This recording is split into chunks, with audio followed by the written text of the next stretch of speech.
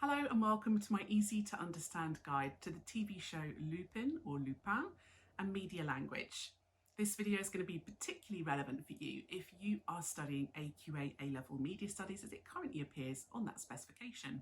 The set episode for study is currently series 1, episode 1, so that's what I'm going to be focusing on in this video. The costumes throughout the episode really help to tell the audience immediately what to expect about characters. It gives us ideas about who they are. So the janitors, which consist mostly of ethnic minority immigrants, are dressed in kind of janitorial uniforms, all the same, very grey, very drab. It really suggests this element of kind of sadness, poverty, depression, and it really gives them no sense of individuality. So it adds to this suggestion that they're quite dehumanized. Whereas the wealthier characters, who are predominantly white, are dressed mostly in things like tuxedos and evening gowns with lots and lots of jewelry. And it might sort of connote their wealth, their luxury, and their status and power within society. So it's really clear from costumes who has the power in this hierarchy and who does not. The settings also add to this. So for example, the museum, the front house of the museum where visitors come, it's big, huge, wide angle camera shots with gold framed artwork, lots of glass, very grand artwork that we know is very expensive. So things like the Mona Lisa and then the kind of very expensive luxury necklace. So the settings kind of add to this idea of wealth and class. And when we see the exterior shots of Paris as well and the exterior shots of the museum, that adds to this. The Eiffel Tower, the vast vistas over the French kind of horizon, and the exterior shots of the Louvre with the kind of very iconic glass pyramid. It's all there to kind of make it feel very luxurious. And the use of those iconic landmarks like the Eiffel Tower, like the Louvre Museum, they really help to set the scene and make it very clear and obvious for an audience where we are within the world. Whereas the settings elsewhere, we're seeing kind of more of an underground part of Paris, like estates, tower blocks, very grey, quite grim, lots of graffiti. So immediately creating this binary opposition between settings.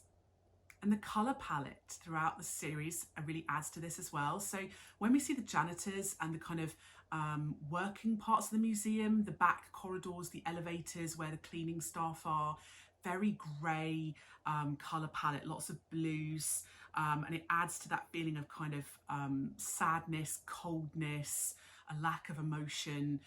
Whereas when we see the kind of wealthier parts of Paris, we're seeing a much warmer colour palette, kind of sepia toned, lots of golds and oranges, and it really adds to this feeling of wealth and warmth and happiness. But we actually also get this during the flashbacks as well. So the flashbacks are done with this kind of soft focus, warm colour palette, and that helps us to know that his past was a happy time. His time with his father was a really good part, a positive part of his life.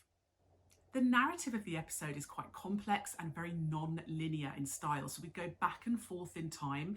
We have flashbacks to his childhood. We also have flashbacks to a few weeks ago. So the narrative is very topsy-turvy, but that's really common in crime dramas and it helps the audience to feel engaged straight away.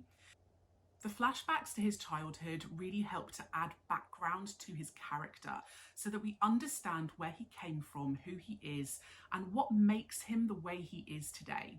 So it tells us a little bit about his father, how polite, how gentlemanly he is, how helpful, how hardworking he is. We see how much he looks up to his father as a role model, but we also see how important the interactions were between him as a boy and this wealthy family that his father worked for. So it gives us this idea that that relationship is going to be important in the series. The flashbacks also help to add this idea that discrimination is a historical issue and has been going on for a really long time. We start off with a very enigmatic opening where he's coming into work at the museum and we see lots of security guards, x-rays, IDs, machines where you have to get scanned. He's looking at CCTV cameras. It's very mysterious, and these enigma codes really help to draw in an audience straight away because we wonder, Where does he work? Why is there such tough security? And why is he so concerned about the security? During the auction, the editing cross-cuts between the auction and the criminals who are kind of planning this heist. And that adds this contrast. It also adds a little bit of humour because we see the criminals kind of bumbling around, not quite kind of getting things right. But it helps to add a bit of drama and tension as we kind of try and work out whether they're going to succeed in this narrative. There's lots of intertextual references to the books that the series is kind of based on. The Arsène Lupin books are iconic in France. They're kind of the equivalent of how Sherlock Holmes is seen in the UK. So very iconic, would be very familiar to a huge number of audiences, and intertextual references to the books, the author and the character throughout the episode are going to engage those audiences and going to add to the genre of crime drama, thriller and mystery. But it also adds a sense of tradition and nostalgia and history to the series. So the genre for the show is obviously drama, with crime drama being its predominant genre. Though it's very clear from the start with things like the security, the x-rays, the CCTV, that all adds to this sense of it being a crime drama. And there's lots of tense, non-diegetic music, which adds to that too. But there's other genre signifiers throughout the episode as well. So things like the idea of a double identity, double crossing, a heist or a robbery. We see them discussing and planning the robbery with blueprints and maps of the museum. And that's something that we see quite conventionally in these kind of heist-based shows or heist-based narratives. At various points within the show, the editing pace ramps up and we get these very kind of fast-paced action sequences, fighting, the car chase scene, and that adds to the sense of drama and tension and excitement. But you also get some quite long takes which slow the editing right down, and it makes certain points of the narrative feel quite uncomfortable and tense for an audience. It makes us wonder what's going to happen next. Sometimes we get the voiceover from the flashbacks where the younger version of himself is reading from the book, but we hear it asynchronously over the modern shots of him as a grown-up. And what this helps to do is it adds to this idea that he's assumed this identity and that this book has played a really big part in his life. So the younger version of himself says something like, "No one knows who he really is."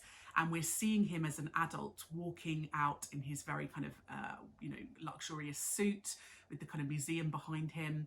And it adds to this sense of mystery, like we actually don't know who he really is. And it really communicates to us that he's taken on this persona of the character from the books.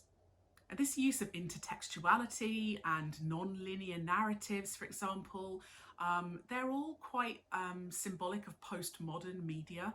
And of course, it also tackles lots of themes about what's real and what's not. You know, the superficial version of Lupin that he's created is this hyper reality. We can't tell who the real person is and where the fictional version of him ends. So it does really have a lot of elements of postmodern media products. Lots of binary opposition within this episode. So we get kind of upper class versus working class or lower class. We get wealthy versus poor. We get black versus white. We get citizens versus immigrants. We get real versus fake. Traditional criminals versus gentleman criminals. So lots of binary opposition that creates these tensions where we as an audience are clearly positioned to sympathise or empathise with one of those. We're clearly positioned to support Lupin versus the white wealthy family. We're clearly positioned to support gentleman thievery versus common thievery. So the binary oppositions help audiences to, it makes the show feel more dramatic, but it also encourages us to kind of position ourselves with or against certain parts or certain characters within the show. So that was my easy to understand guide to Lupin or Lupin and media language. Don't forget to subscribe to my channel for other videos that are going to be relevant for you. And if you would like a video that I don't already have, leave a little comment below and I'll see what I can do.